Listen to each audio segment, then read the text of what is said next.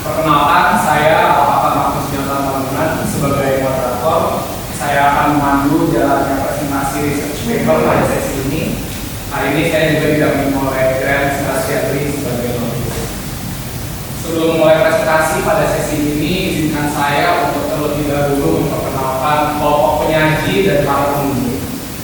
Pada sesi ini kita akan mendengarkan presentasi dari kelompok 27 yang beranggotakan bahwa Tegak Siahaan, dalam Jeremy Gabriel Sitokul dan Geraldus Granta Surya Putra yang akan mempersembahkan karya ilmiahnya yang berjudul Manfaat Fermentasi Urip Manusia sebagai bahan dasar pembuatan pupuk organik cair atau POC terhadap pertumbuhan tanaman akar hijau atau Vinya radiata. Penguji materi adalah Ibu Teresia Endrianisi dan penguji bahasa adalah Bapak Ignatius Awang. Presentasi akan berlangsung selama 20 menit, dilanjutkan dengan sesi tanya jawab dari para penanggap selama 10 menit, dari para penguji selama 20 menit, dan diakhiri oleh tanya jawab dari audiens selama 5 menit. Tanpa berlama-lama, marilah kita mendengarkan presentasi dari tim penyaji. Oleh karena itu, kepada kelompok penyaji, waktu dan tempat saya berikan. Baik, terima kasih atas moderator presentasinya. Selamat siang, salam sehat kepada para penguji, para program serta para audiens sekalian. Perkenalkan, kami dari kelompok 27 research paper akan mempresentasikan jurnal kami yang berjudul Manfaat Fermentasi Urip Manusia sebagai bahan dasar pembuatan pupuk organik cair atau POC terhadap pertumbuhan tanaman akar hijau.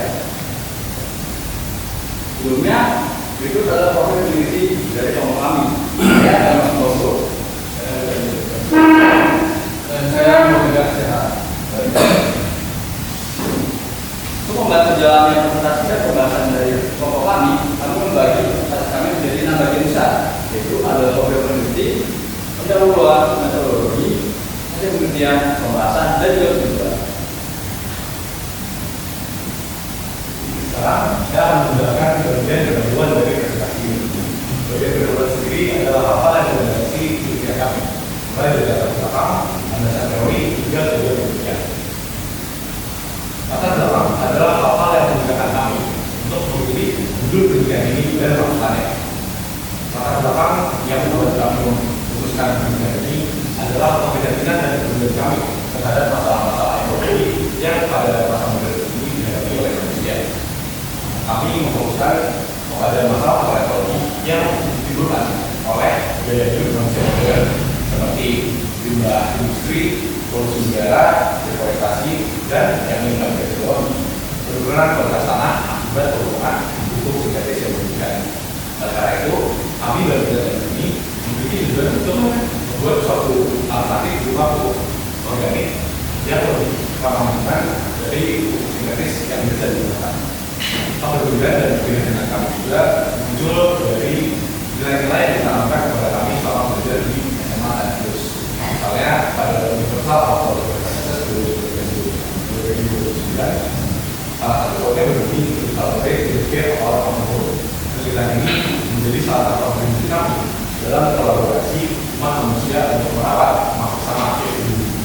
Masih sejalan dengan UAP, NCT kolaborasi juga bersih adakan paus kasus untuk seluruh umat dunia untuk melakukan perubahan bumi menjadi persediaan dari hidup kita. Terakhir, kebutuhan kami juga tentunya timbul dari Partai dan Saskar. Kami peduli dan melakukan inisiatif berdasarkan nilai compassion dan actions yang ada dalam hidup kami. Dan untuk menyusun dan melakukan nilai ini secara teknis, kami membutuhkan kompetensi dan komitmen kami. Prinsip kami akan berkolaborasi dalam kelompok dan memimpin diri kami masing-masing. Mengapa kami memilih untuk menggunakan urip manusia? Jadi, urip manusia sendiri memiliki kandungan unsur hara yang beririsan dengan unsur hara makro yang dibutuhkan untuk pertumbuhan tanaman. Kami ingin membuat urip manusia menjadi pupuk organik yang dapat membandingkan penggunaan pupuk kimia yang merusak tanah. Penggunaan urip manusia sebagai bahan dasar juga merupakan upaya kami untuk memberikan nilai juga kepada lingkungan manusia yang tadinya sudah tidak bermanfaat lagi. Urip manusia sendiri juga berdasarkan metode yang kami lakukan ditemukan dapat meningkatkan kandungan atau meningkatkan nitrogennya setelah difermentasi. Hal ini tentunya lebih baik daripada kandungan unsur nitrogen yang ditemukan dalam urin atau limbah-limbah biologis. Jadi hewan ternak sudah atau tapi nanti juga dari seperti yang telah dilakukan dalam slide. Oke, masuk ke dalam kategori pertama, kandungan urin manusia. Kandungan urin manusia sehat sendiri didominasi oleh air dan urea serta senyawa-senyawa lain, termasuk unsur-unsur yang dibutuhkan untuk pertumbuhan hidrogen dari tanaman, nitrogen, fosfor, dan kalium. Untuk meningkatkan unsur hara yang dibutuhkan dalam urin manusia, kami melakukan fermentasi terhadap urin tersebut. Apa itu fermentasi? Fermentasi merupakan pemanfaatan respirasi anaerob untuk kehidupan manusia. Yang melakukan respirasi anaerob atau agen fermentasinya sendiri adalah mikroorganisme yang terkandung dalam bioaktivator atau E4. Jadi setelah melakukan hidrolisis, respirasi anaerob akan berubah menjadi metanol dengan produk aktif gas karbon dioksida. Jadi dalam kegiatan ini untuk mengeluarkan produk samping dari wadah fermentasi, kami menggunakan pipa fermentasi yang mencegah masuknya oksigen, namun tetap dapat membiarkan karbon dioksida keluar dari wadah sehingga wadah tidak akan meledak karena tekanan yang terlalu tinggi. Terakhir, pertumbuhan primer dari tanaman dan hijau. Pertumbuhan primer adalah pertumbuhan yang terjadi akibat aktivitas dari jaringan vertikal pada ujung batang dan ujung akar tanaman. Kami juga memilih tanaman hijau karena tanaman hijau memiliki waktu atau durasi germinasi atau perkembangan yang paling singkat daripada beberapa tanaman yang dapat kami gunakan sebagai objek penelitian. Jadi tanaman hijau dapat merepresentasikan pertumbuhan primer dengan lebih cepat dan jauh untuk penelitian. Nah, dalam kerja ke depan, menggunakan ekstrak kulit yang fermentasi sebagai pupuk organik yang digunakan pada tanaman-tanaman hidroponik. Hal ini tentunya masih berjalan dan apa yang kami lakukan. Sedangkan pada generasi kedua, di fermentasi, biodiversity dan endatuan menggunakan hanya kuasa untuk fermentasikan kulit hewan ternak sebagai sapi. Sebelum kemudian diubah menjadi air yang berwarna. Perbedaannya dengan kerja kami menggunakan kulit manusia kali-kali seperti menggunakan kulit manusia. Berdasarkan latar belakang dan landasan teori yang telah saya paparkan, kami merumuskan dua utama salah dan menjadikan sebagai itu. Yang pertama, apakah kulit manusia bisa digunakan untuk tanaman? Kemudian, bagaimana cara olah kulit manusia agar bisa digunakan untuk membuat tanah? Kemudian berikutnya untuk membuktikan bahwa kulit manusia bisa digunakan untuk membuat tanaman dan mengetahui cara olah kulit manusia agar bisa digunakan untuk membuat tanah. Jadi, yang menjadi keunggulan dari sekarang saya akan menjelaskan mengenai metodologi pada penelitian kami. Pertama-tama, penelitian kami adalah penelitian yang bersifat kuantitatif. Penelitian kuantitatif berarti penelitian kami berisikan data berupa angka yang didapat melalui proses pengukuran. Terlihat seperti pada gambar ilustrasi bahwa kami mengukur pertumbuhan di tanaman kacang hijau menggunakan alat ukur berupa dan sampel cm. Lalu variabel terikat pada penelitian kami adalah tinggi tanaman kacang hijau. Setiap harinya pertumbuhan tinggi tanaman kacang hijau kami ukur. Lalu variabel bebas pada penelitian kami adalah jenis pupuk yang digunakan. Ada total 9 sampel tanaman kacang hijau dan dibagi menjadi 3 kelompok berdasarkan jenis pupuk yang diberikan. Pertama adalah pupuk komersial yang dijual pada pasaran. Kalau yang kedua adalah pupuk produk kami, yaitu dari hasil fermentasi dari manusia. Dan yang terakhir adalah tanaman kacang hijau yang tidak mendapatkan pupuk sama sekali.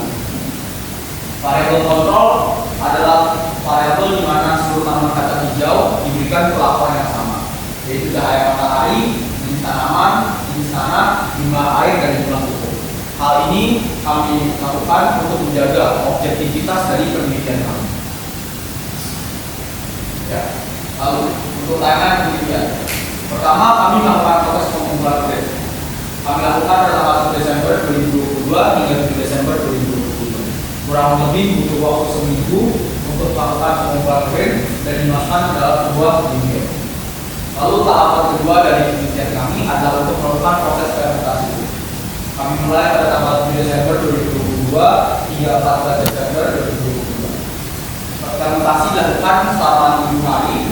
Lalu ada dua elemen penting pada proses fermentasi. Yang pertama adalah EM4 atau kolase. EM4 di sini berfungsi sebagai aktivator dalam terjadinya proses fermentasi. Pada dasarnya EM4 ini mayoritas terbentuk dari gula atau glukosa yang terdapat dari gula tebu.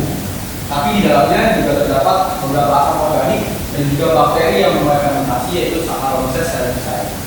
Lalu elemen kedua yang penting pada proses fermentasi urin adalah pipa fermentasi. Pada dasarnya kerja pipa fermentasi adalah menjaga, karena produk utama dari fermentasi adalah karbon dioksida. Karbon dioksida bisa keluar dari dalam dinding, tetapi oksigen tidak boleh masuk, karena proses fermentasi adalah proses respirasi anaerob, di mana tidak boleh ada oksigen di dalam prosesnya. Oksigen ditahan oleh air untuk masuk ke dalam dinding, tetapi karbon dioksida yang dihasilkan akibat produk utama fermentasi bisa dikeluarkan dari dalam dinding sehingga wadah tidak banyak.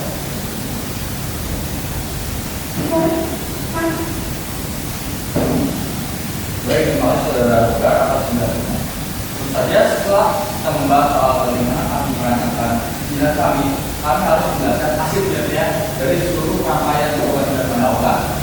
Dapat 3 poin atau 3 jenis perlakuan terhadap tumbuhan dan penjelasan dan rangkaian.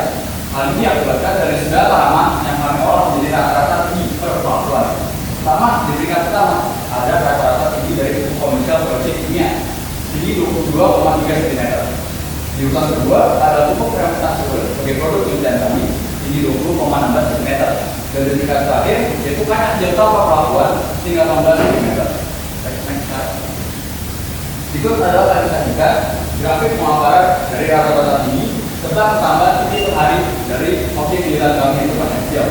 Di sini kami bagi menjadi 3 agenda, yaitu agenda nomor dulu ada fermentasi urin sebagai produk kami, lalu ada hasil versi komersial kimia, lalu ada kacang jangkau perlakuan ruangan kuning. Bisa dilihat dari awal kita melihat pergerakan grafik terdapat perbedaan signifikan antara 3 jenis perlakuan ini. Versi komersial selalu berada di peringkat pertama dari awal hingga akhir proses tumbuhan, diikuti oleh fermentasi urin sebagai produk kami di urutan kedua dan juga proses tanpa perlakuan terhadap kacang hijau. Jika kita analisis dari pertambahan titik per hari, dilihat bahwa fermentasi urin sebagai produk kami memiliki keunggulan pada masa awal-awal pertumbuhan tanaman setelah tambahan, diikuti oleh versi komersial yang memiliki pertumbuhan cukup tinggi pada awal, namun memiliki penurunan yang sedikit dibandingkan dengan pupuk hasil produk kami. Hal ini mengakibatkan proyek komersial tetap menjadi pupuk yang memiliki efektivitas tinggi karena berada pada peringkat pertama, pada peringkat akhir dari rata-rata tumbuhan kacang hijau. Dan di peringkat terakhir diawali dengan posisi yang sangat rendah dari pupuk tanpa perlakuan pada kacang hijau yang diikuti dengan berjalan signifikan stabil sehingga tidak ada perubahan dari urutan pupuk tanpa perlakuan terhadap kacang hijau. Dari data tersebut, lantas apa yang mempengaruhi hasil percobaan kami? Pertama adalah kandungan NPK. Seperti yang dijelaskan oleh rekan saya pada latar belakang, NPK merupakan kandungan makronutrien yang penting bagi pertumbuhan tanaman. Dan hal ini berkaca dengan kandungan urin manusia juga memiliki kandungan NPK, yaitu kandungan urin manusia memiliki kandungan nitrogen sebanyak 3,75%, fosfor sebanyak 16,8%, dan juga kalium sebanyak 1,27%. Tentu saja benang merah ini berkaitan pada bagaimana pertumbuhan dari tumbuhan kacang hijau, yaitu makronutrien sebagai kunci pertumbuhan. Lalu setelah kami olah produk fermentasi ini, mengapa masih belum memiliki efektivitas tinggi seperti komersial yang digunakan dalam pasaran? Hari ini diakibatkan seperti komersial memiliki campuran-campuran zat kimia lainnya yang dicampurkan di dalam larutan pupuk sehingga dapat mempengaruhi mutu hara dan juga kualitas tanah dari tumbuhan tersebut. Namun faktanya penggunaan pupuk kimia yang berlebihan dan secara terus-menerus dapat merusak kualitas tanah dan juga mutu hara pada generasi berikutnya atau keturunan dari tumbuhan tadi.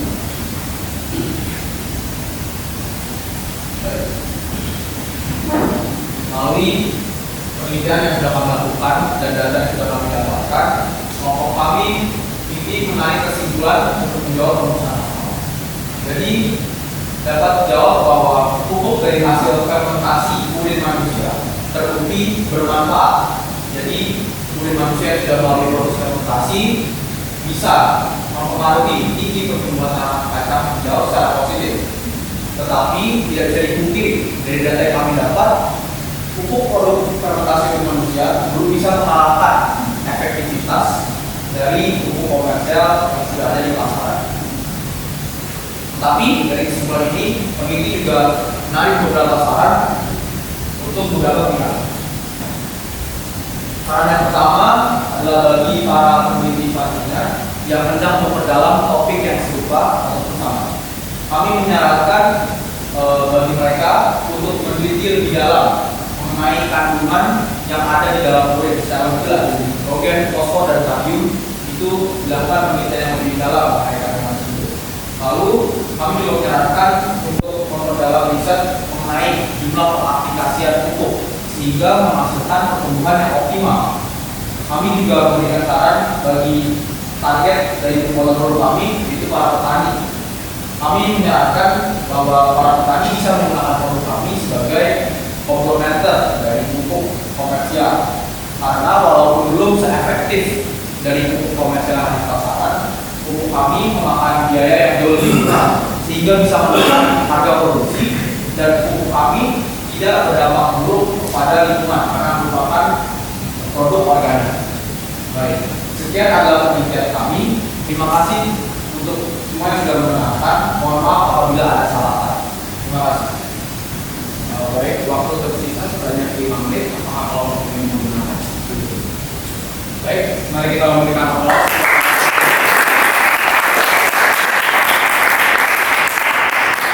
Sungguh menarik ya, kita bisa belajar bagaimana ternyata urin manusia yang tidak terpakai bisa dibuat menjadi pupuk yang tetap efektif dengan cost atau harga produksi yang lebih rendah.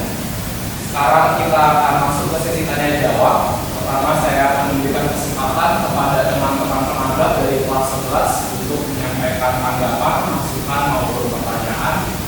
Sebelum menyampaikan sanggahan, teman-teman dimohon untuk terlebih dahulu memperkenalkan diri dengan menyebutkan nama.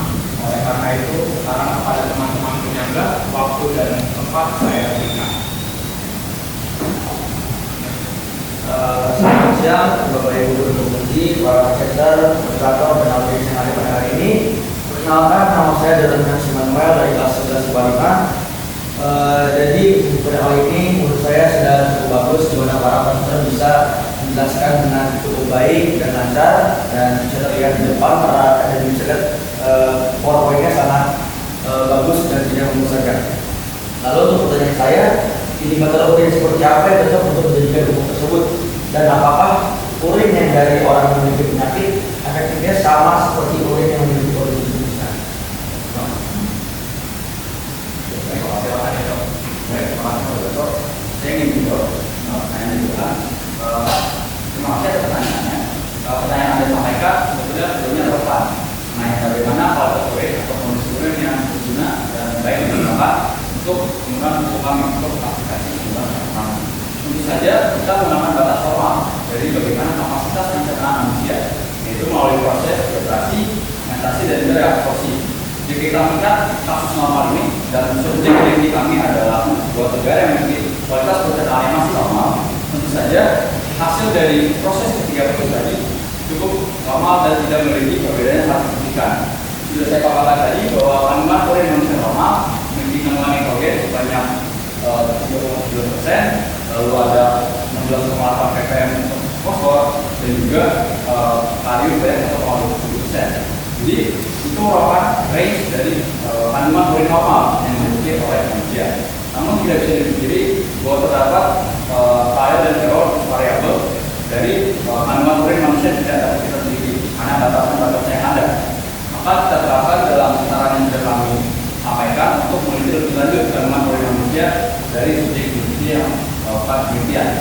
Untuk pertanyaan kedua mengenai penyakit dan dampaknya bagaimana dalam kualitas urin yang digunakan sebagai pupuk.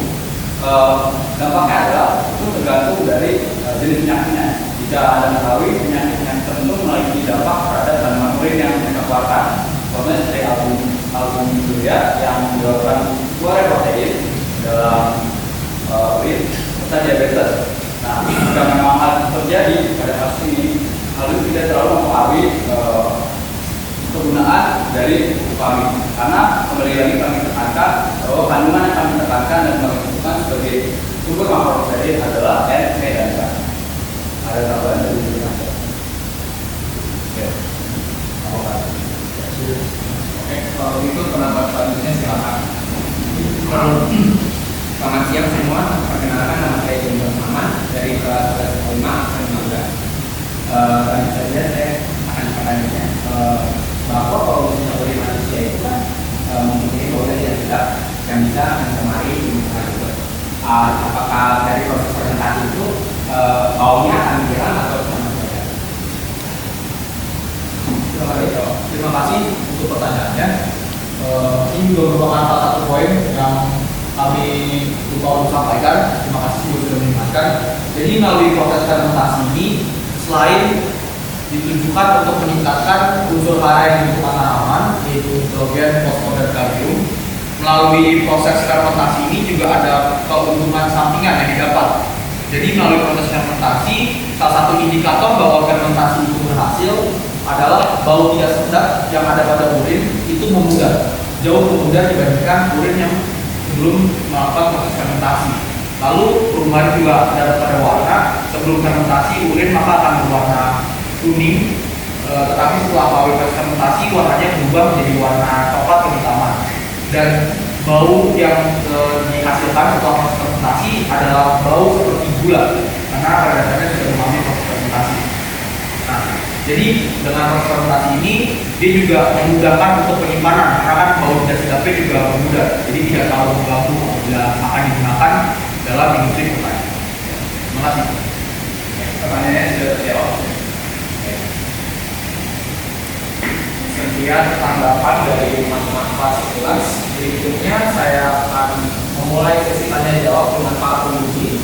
Oleh karena itu, pertama-tama saya berikan kepada Ibu Endang selaku penguji materi. Silakan, Bu Endang. Baik, terima kasih untuk waktu yang sudah diberikan. Selamat ya, kalian sudah menyelesaikan SP, ya, dan materi ini bisa kita lakukan bersama-sama untuk selanjutnya. Sebagian sudah terjawab dari apa yang ditanyakan. Pertanyaan saya pertama adalah, kenapa kalian tidak, apa alasan kalian tidak membandingkan antara urin yang biasa dan urin yang difermentasikan? Kan tadi perbandingannya hanya urin yang difermentasi, kemudian pupuk dari fosil, kemudian yang tanpa keracunan. Kenapa tidak membandingkan satu variabel yaitu urin saja yang tanpa keracunan?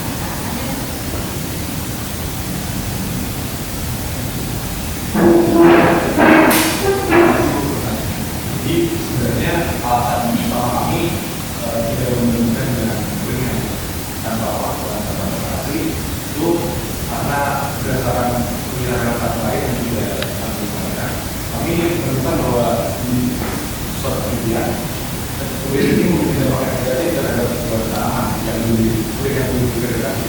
Nah, kami juga berdasarkan kesimpulan yang juga dalam tersebut bahwa urin yang bervegetasi memiliki beberapa yang bersifat tidak baik untuk tanaman di proses tidak benar. Juga namanya kami tidak memberikan karena kami ingin membuktikan bahwa fermentasi urin dapat memberikan dampak. Kita ingin memberikannya dengan urin yang berfermentasi. Alasan saya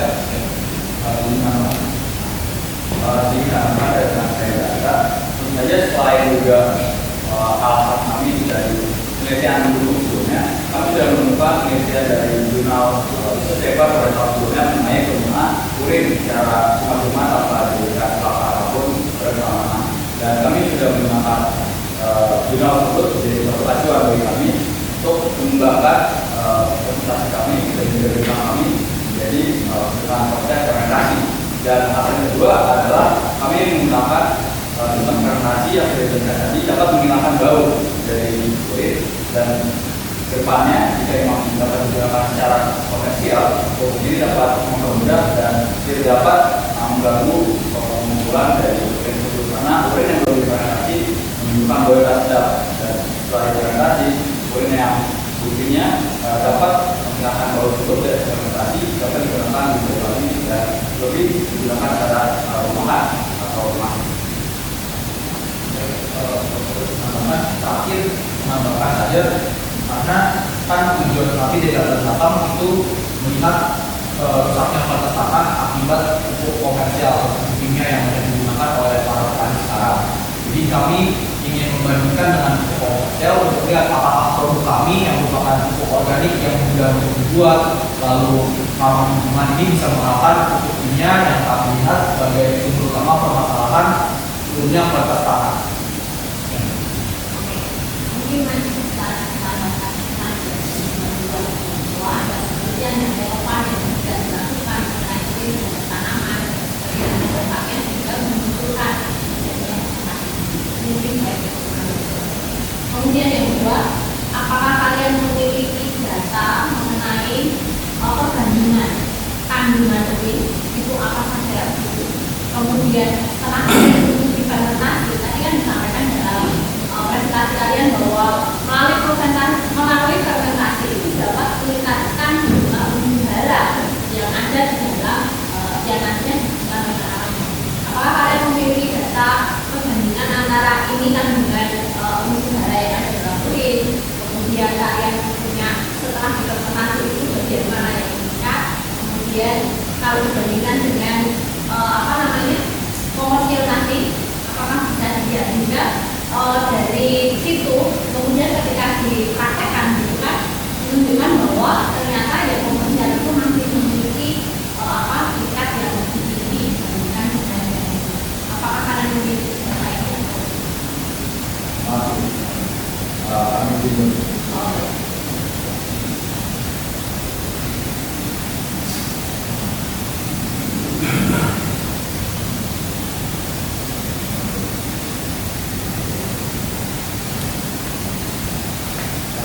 Saya untuk pertanyaannya, jadi pertama untuk kandungan-kandungannya kami juga mengalami keterbatasan dan tidak mampu untuk melakukan uji coba kandungan dalam proyek. Lalu pada penelitian sebelumnya juga kami belum menemukan yang secara jelas menggambarkan bahwa seluruh kandungan kulit sebelum dan seluruh kandungan kulit setelah adanya proses fermentasi. Tapi kami menggunakan acuan dari beberapa jurnal yang memberikan ada teori bahwa melalui proses fermentasi itu kandungan khususnya nitrogen, fosfor, dan karbon itu mengalami peningkatan. Dan kami juga melihat acuan dari jurnal-jurnal lainnya, di mana ada beberapa penelitian yang juga menggunakan urin, tetapi bukan urin manusia. Jadi menggunakan urin sapi, urin kambing, dan juga urin kelinci, di mana ketiganya itu melakukan proses fermentasi dan terjadi peningkatan dari unsur nitrogen, fosfor, dan karbon. Lalu kami juga melihat dari teori bahwa melalui proses fermentasi ini terjadi dekomposisi senyawa yang awalnya kompleks menjadi senyawa yang lebih sederhana, jadi lebih mudah untuk unsur haranya diserap oleh kami. Oke, nyambung ya. Coba kita terkait dengan slide fermentasi coba.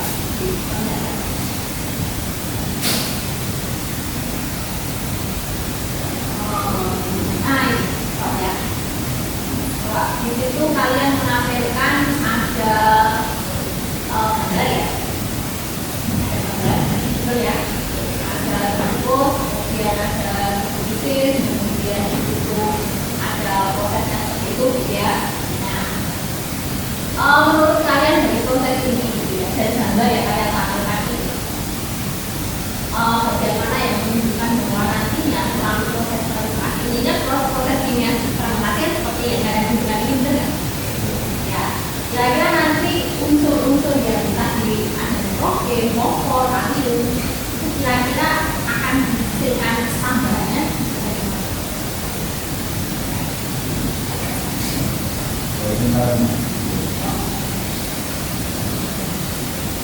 Fosfor berupa 0,5 dan karbon banyak 0,9%. Warnanya berwarna kuning. Setelah urin sapi dilakukan proses Ternyata saya lupa dengan proses yang akan lakukan pada manusia, kandungan dari sulfur meningkat dari 2,4% dan 2,4 ppm dan juga kali sebanyak 3,8% dari urea solar dari urin sapi. Sehingga acuan ini melanjutkan kami untuk menerapkan proses yang sama dari urin manusia sebagai urin yang sama. Berarti kan ini belum ada acara bagian ini gambar ini. Ini sebenarnya tidak terbukti dari apa yang akan disampaikan kok. Karena itu kan tujuannya kan untuk meningkatkan kadar PK itu dalam diri hingga nanti melakukan itu. Oke, cara itu saja saya tanyakan kemudian kalian dapat sebenarnya. Apa perbedaan dari yang ditampilkan dari dua grafik itu? Ada grafik halaman 9. Bedanya apa? Jadi kalau untuk grafik yang pertama itu adalah grafik pendekatan atau tren dari rata-rata tinggi tanaman. Sedangkan di yang kedua itu pertumbuhan tertarik yang kami dapatkan dari pertambahan tinggi dari masing-masing kelompok faktor setiap hari. Jadi pada waktu itu tren apakah dia naik atau turun. Sedangkan yang kedua itu bagaimana pertumbuhan setiap hari yang terjadi pada setiap kelompok faktor. Bapak yang baca itu berarti 1 dan 2. Rata-rata pertumbuhan per hari ya.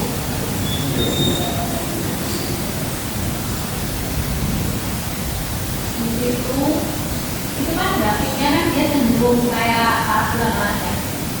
Ya kan? Ya, parabola. Berarti dari situ berarti kemudian dilihat apa? Kenapa itu kan parabola ya? Kan yang dasarnya itu kita lihat. Jadi kalau kita bisa katakan di dunia kedua itu pertumbuhan atau perbedaan dari hari sebelumnya, perbedaan ini dari hari sebelumnya dengan hari yang setelah ukuran. Nah, apa bisa berbeda dengan hari kalau hari satu itu nanti? Karena memang sifat tanaman setelah perkembangan atau eliminasi itu terjadi growth spurt atau lonjakan hubungan yang cukup tinggi biasanya dengan masa-masa setelahnya akan jadi stabil. Kalau menurut kita kan berarti yang tadi itu kan kalian akan melihat bagaimana pengaruh dari penggunaan ukuran. Ya, itu cukup disampaikan dengan karena data itu kalau kita melihat itu bisa itu maksudnya terakhir pertanyaan saya dalam sektor tanaman dasarnya apa kamu menggunakan tidak ada Apa dia tidak terjadi? Baik, apa kami menggunakan kerja dan menggunakan teknologi belajar? Tadi yang saya mengatakan karena kami mengambil data dari kesuksesan indikator kesuksesan kami itu dari rata-rata dunia dan kita menjaga variabel-variabel ini juga berpengaruh terhadap tanaman hingga kita melakukan 3 sampel per perlakuan agar memang variabel-variabelnya dapat kami campurkan menjadi satu rata-rata dan dapat menggunakan data yang kami miliki dan pengembangan kacang hijau tadi didapatkan dengan kemampuan kacang hijau yang cukup mudah dan cukup cepat untuk bertumbuh dari pertambahan hingga nanti berjauh dan berjalan. nanti bisa ya ada namanya umur reguler anak-anak supaya nanti kita menjadi saling sebenarnya ini adalah bagaimana sampai ini tanaman bisa nanti kalau ya dari saya Baik, terima kasih Bu Indah.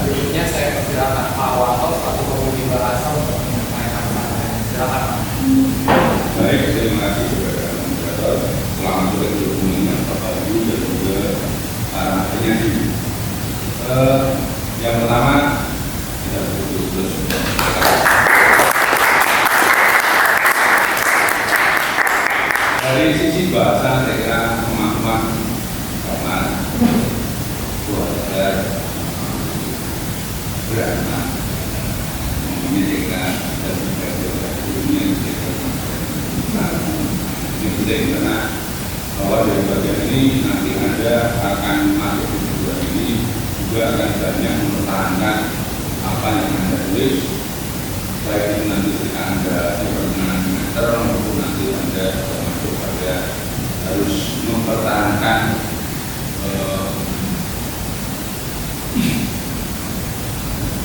salah satunya adalah dengan persiapan Anda masuk di unsur skripsi yang Anda mengajukan sesuatu harus pertahankan dan kemudian nanti ada tulisan pada tahap untuk uji karya ilmiah yang ini tahapan awal kedua ya dari sisi maksimal kita sudah mulai melakukan tapi bahwa ada beberapa hal yang dimintakan memang perlu karena namanya proses pasti dari tahapan kecil untuk menuju ada beberapa yang ingin saya tanyakan khususnya mengenai konteks bahasa ya. Dalam sebuah penelitian itu tidak boleh lepas dari yang namanya kita menggunakan menunjukkan referensi dan juga sumber ya. Kalau saya mencermati apa yang kamu pakai di sini ada menggunakan sistem penulisan dengan catatan huruf ya, dan tidak berani untuk juga menggunakan catatan kaki. Mungkin bisa menjelaskan alasannya.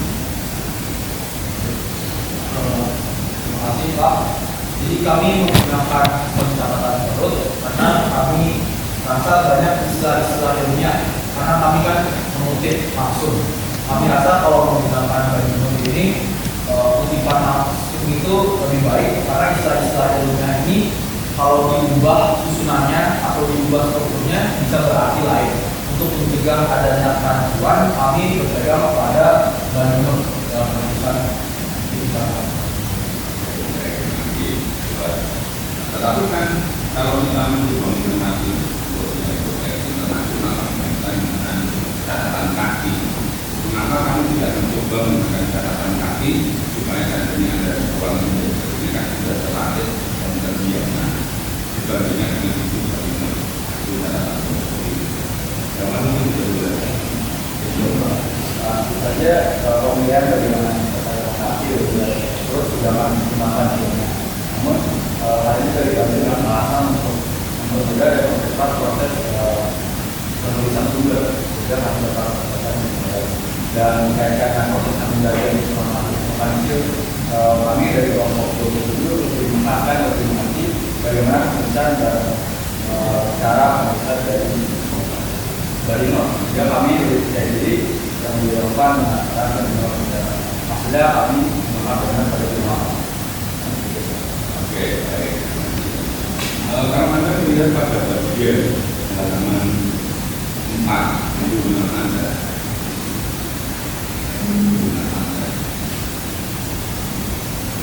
Ini banyak sekali Anda menggunakan yang namanya harus dan sistem tulisannya Anda menggunakan seperti itu.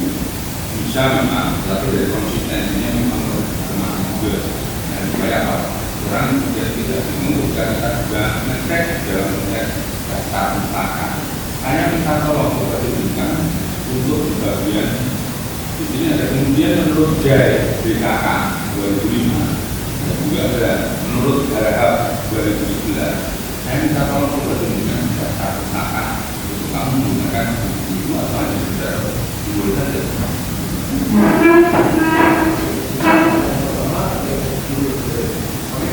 Dari ibu kemudian untuk microbiologi dan untuk anak kami mengutip dari ibu kemudian tanaman bayi.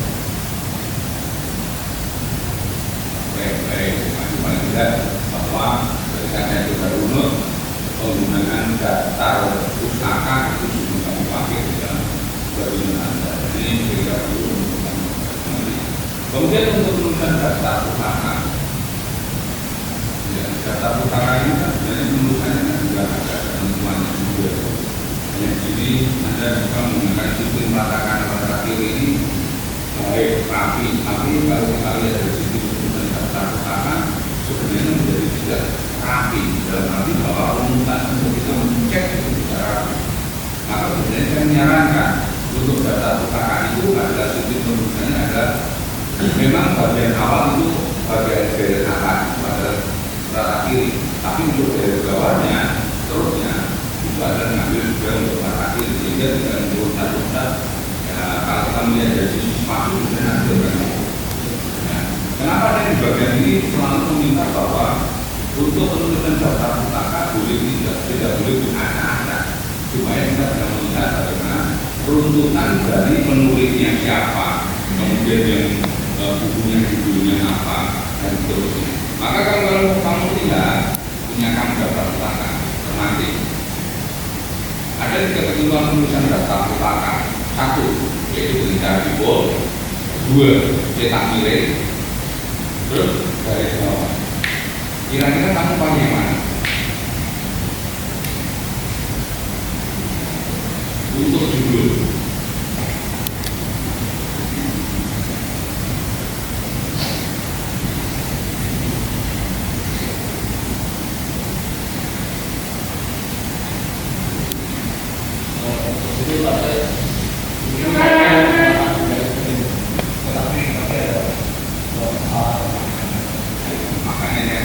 konsistensi itu penting.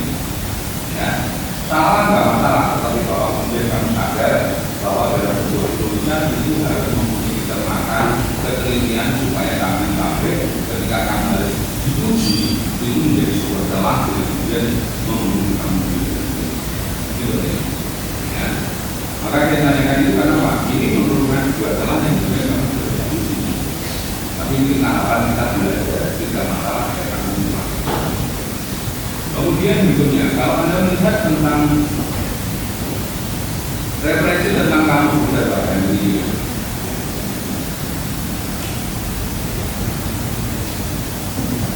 oke, bukan halaman berapa? 4. Oke, halaman 4. Kira-kira menurut kamu itu tulisan juga seperti itu benar atau tidak?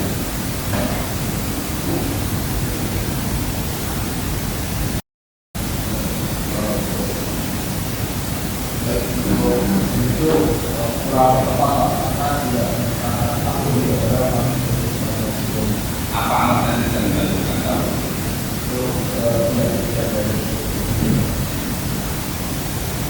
Padahal kita sudah jelas itu bahwa untuk penulisan namanya pustaka referensi itu harus berarti yaitu bahwa penulis atau judul kemudian diikuti konteks. Ini ada sesuatu setelah yang terakhir dari sisi bahasa, ya kan kemudian coba kita amati bagian cara. Ini ada 2 hal yaitu di bagian kita tahu kesimpulan. Kesimpulan itu bagian A linear paragraf pertama kita tahu. Iya. kesimpulan. Berdasarkan data yang diperoleh dan dibahas, peneliti dapat menarik kesimpulan bahwa proses dan kesimpulan. Kemudian manusia dapat tindakan bentuk secara tentang organ kait atau BC setelah melalui rangkaian tanaman yang diberikan hasil itu mengalami hubungan lingkungan yang baik daripada tanaman yang tidak diberikan keselamatan. Dari kesimpulan itu kira-kira yang ingin kamu katakan dari sisi kode apa? Bagaimana tanaman boleh atau efektif beragam pertumbuhan pada Satu. Yang kedua, kesimpulan itu dirumuskan berdasarkan apa? Harusnya berdasarkan premis-premis yang kamu susun. Kalau di sini 3 kalimat, apakah premis yang kamu pakai? belum bisa. Bisa nggak kamu menarik sebuah kesimpulan hanya dengan 3 premis?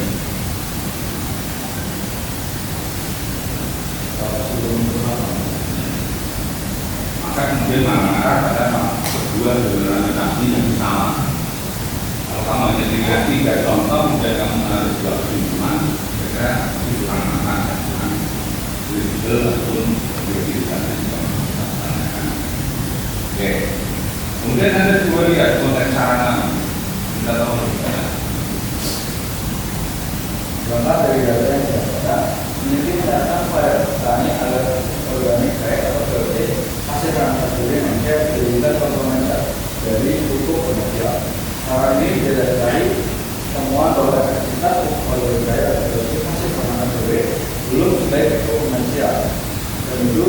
manusia secara kategori manusia dapat membantu menekan biaya pembukaan dengan mengurangi penggunaan manusia. Ini kan arahan kami bahwa dengan menggunakan kurir itu bisa mengurangi suhu kematian. Saya mau tanya, kira-kira dalam satu waktu itu ada berapa orang? Kalau petaninya itu punya lahan 1 hektar, kira-kira butuh berapa orang?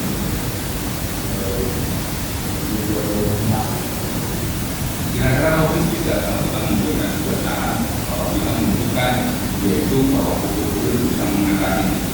Mungkin Dari kita bisa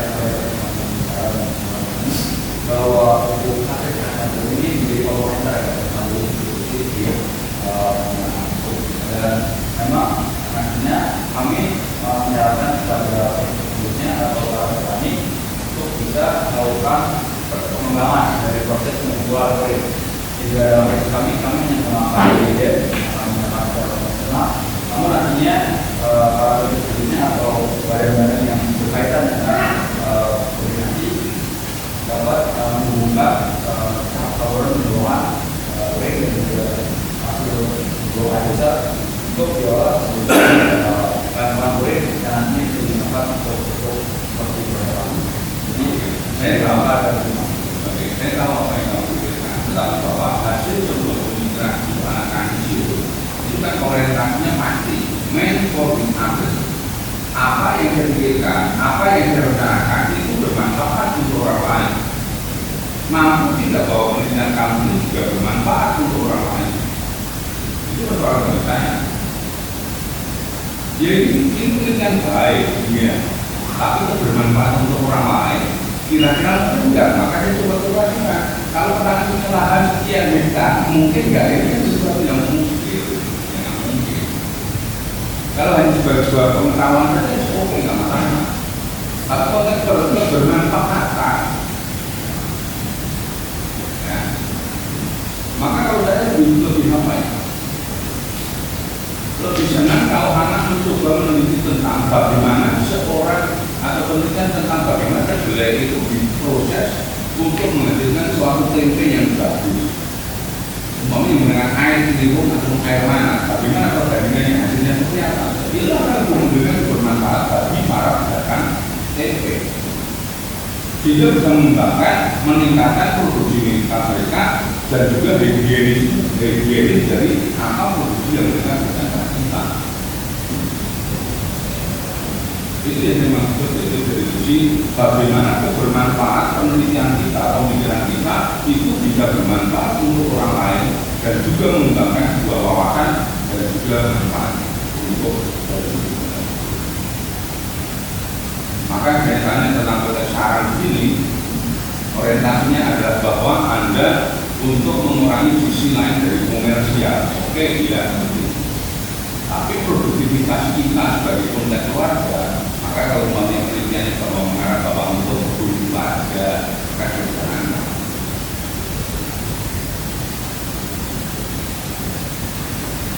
Oke, saya kira itu saja masih gambaran untuk Anda akan bekerja ada mencoba mengembangkan, meneliti, mempertahankan dengan baik, bangsa yang dipakai dengan baik. Saya kira itu saja. Terima kasih. Terima kasih Pak Wanto. Kita berikan aplaus sekali lagi. Demikian kita sudah sampai pada akhir sesi presentasi FE pada hari ini. Terima kasih Bapak Guru, Bapak Ibu orang tua murid dan teman-teman sekalian atas perhatian dan kerjasamanya. Saya Abatar dan Dian mengucapkan terima kasih atas perhatian yang diberikan pada sesi kali ini. Dan kami juga mohon maaf apabila ada perkataan ataupun perbuatan yang kurang berkenan selama sesi berlangsung. Semoga ilmu yang kita dapatkan di sesi ini bisa membawa manfaat bagi kita semua di masa yang mendatang. Sekian dan sampai jumpa di kesempatan yang lain. Terima kasih.